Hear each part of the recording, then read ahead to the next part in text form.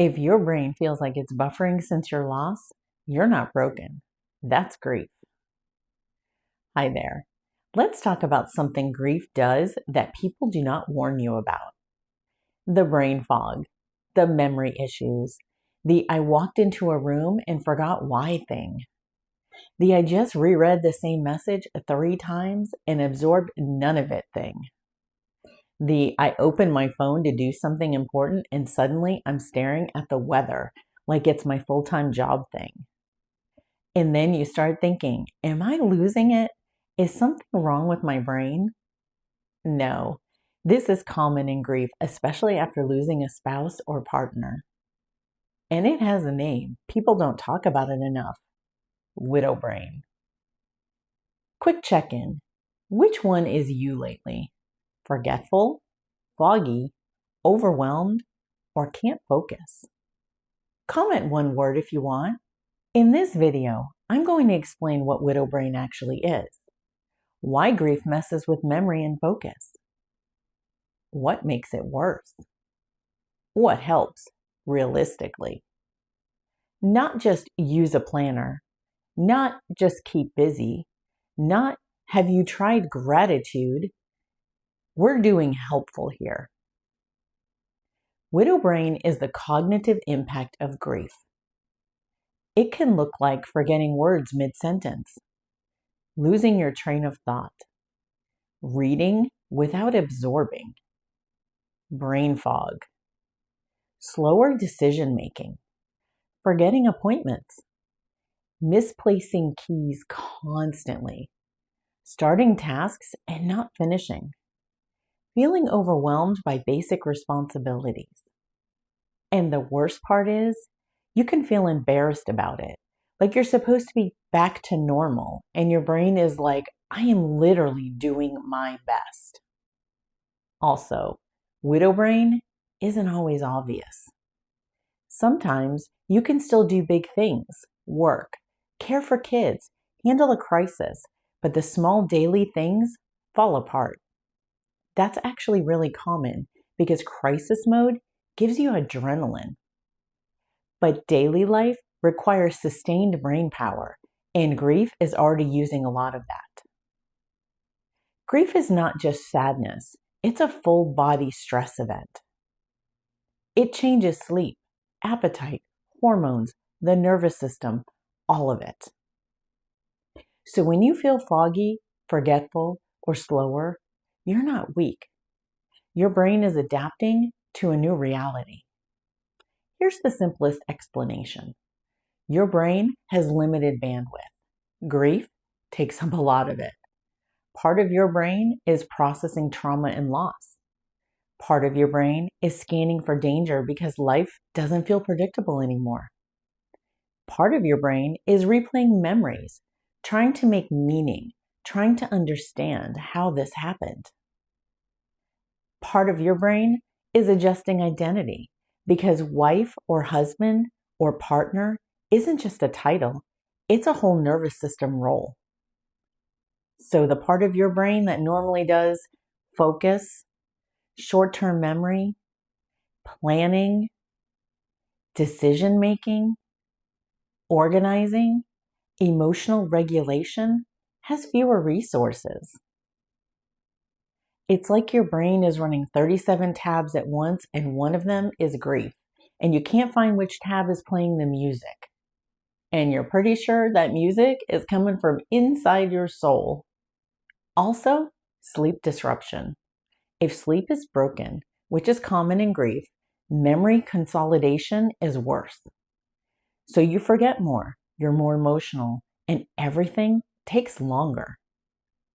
And stress chemistry matters. When your body is in a high stress state a lot, concentration is harder and recall is harder. Your brain prioritizes survival over detail. So, if you can't remember what day it is, or why you walked into the room, or you can't follow a conversation the way you used to, that can be a normal response in grief. Widow brain gets worse with a few really common things. Sleep debt. If you're not sleeping well, the fog thickens. If you're waking up at 3 a.m. with your mind racing, you're not crazy. Your body is activated. Constant decisions. Grief comes with endless decision-making paperwork, finances, home stuff, family stuff, life stuff. Decision fatigue is real. And when your brain is already grieving, it doesn't have much left for which insurance form is correct. The pressure to be normal. When people expect the old you to start performing, I'm fine, that performance costs brain power. And that is exhausting. Isolation. When you're alone too much, days blur. Structure disappears. The brain has less scaffolding. Neglecting basics. Food, water, sunlight, movement. Boring, I know, but they matter. If you're living on caffeine and vibes, widow brain will be louder. Multitasking. If widow brain is happening, multitasking makes it worse because your brain already feels split. So if you're in a season where you're thinking, wow, my brain is not okay, check these conditions before you decide it means something about you. Let's do what actually helps without pretending you have unlimited energy. Tool 1. One brain anchor per day. Pick one small anchor you do most days. Not 5 things, 1. Here's some examples. A 10-minute walk. 1 meal you can reliably eat. 1 shower and fresh clothes. 1 morning drink at the same time. 1 sit outside for 2 minutes moment. This creates structure and tells your nervous system we still have a rhythm. Tool 2. Externalize memory. Because your brain is busy, stop expecting your brain to hold everything right now. Give it support. Use something like a running checklist, alarms for important tasks, 1 calendar with reminders. This is not you failing. This is you using tools while your brain is healing. Tool 3. Reduce decisions with default options. Defaults save brain power. Pick 2 defaults. Breakfast default, grocery default, outfit default. When overwhelmed, I do this default. Your brain does not need more choices right now. It is going through enough. Tool 4, the only thing rule. When you feel foggy, do 1 task at a time. Not because you're incapable, because your brain is already overloaded. If you catch yourself bouncing between 10 tasks, try this. Pick 1, finish it, then pick the next. Tool 5. 60-second reset when the fog thickens, when you feel yourself disappearing into the fog. Unclench your jaw, drop your shoulders, longer exhale. Step outside or change rooms. Splash cool water. The goal isn't productivity. The goal is come back online. Tool 6. Normalize it out loud. Say, my brain is grieving. This is widow brain, because shame makes fog worse.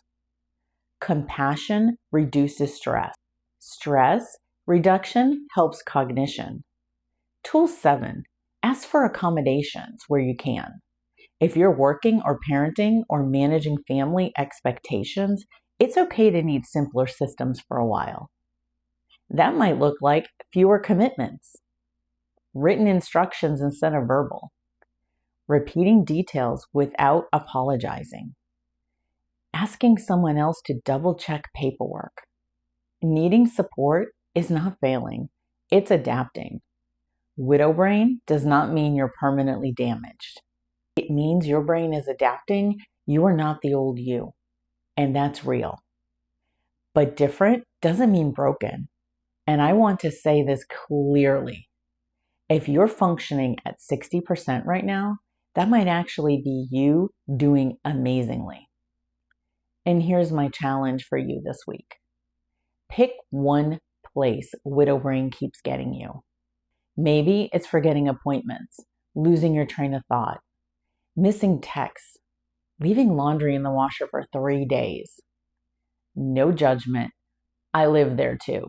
Then choose one support to add, just one. A note in your phone, an alarm, a sticky note by the door, a default routine. Not because you're failing, because your brain is carrying grief. If you do it, come back and comment done, I added one support, or not yet, still figuring it out. And if today is a fog day, I'm really glad you found this.